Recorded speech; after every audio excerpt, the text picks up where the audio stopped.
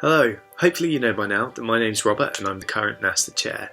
Hopefully also by watching this it means you've got at least the tiniest inkling that you could be the next chair, and so keep watching to find out what makes a good one and why you should consider running for it. So as you can imagine, the role has quite a few responsibilities. I'm going to go through some of them now. Firstly, as indicated by the title, you have to act as the chair for all meetings of the executive.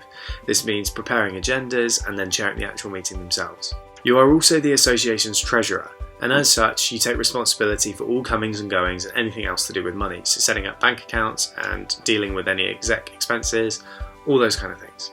And you act as the association's figurehead, and so you're the leading representative when it comes to contacting third parties and other professional organisations.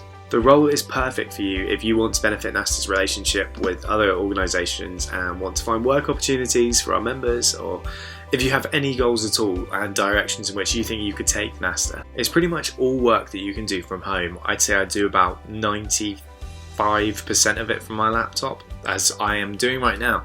But it will take up a reasonable amount of your spare time. There's not a day that goes past where I won't do several NaSTA related things. It's definitely a position where you get more out of it the more you put in, as you all know from student TV generally. You don't need to have been a station manager to apply. I was a head of production at Guild TV for a couple of years, but it does help if you've had some experience chairing meetings. It doesn't have to be committee meetings for your societies, but it could be production meetings, it could be anything else. It could be something to do with your course rather than student TV. Just having some sort of experience of organising and chairing these meetings is helpful.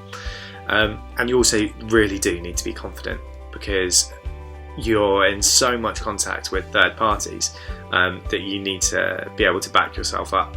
Obviously there isn't a huge amount of face-to-face contact with these companies. Most of it is over email, but you still have to be willing to do that, and so you also need to be willing to travel sometimes to be able to get to these meetings. Most of them will happen in London, but that is of course down to you and down to what kind of direction you want to take NaSTA in. So I decided to work a bit more in terms of going into finding careers and work placements and those kind of things, different opportunities for our members. So yeah, it was quite London centric and third party centric for me this year. I honestly couldn't recommend doing it enough. I've been able to meet some fantastic people and engage with such a variety of organisations and stations. I've really loved it, and I look forward to my remaining few months as chair. Above all, you need to love student TV. I'm sure you do, we all do. It's amazing. You wouldn't be watching this video if you didn't, but it has to be said. I'm so thankful for my experience in student TV. It's through that I got my first work experience, got my first job, had an amazing time at conferences and made a lot of friends. So if you do and you have a strong team around you, you'll really love this role, and you should definitely apply. And don't hesitate to contact me if you have any questions. You can Facebook me or you can email me at robert.blowers@nasta.tv.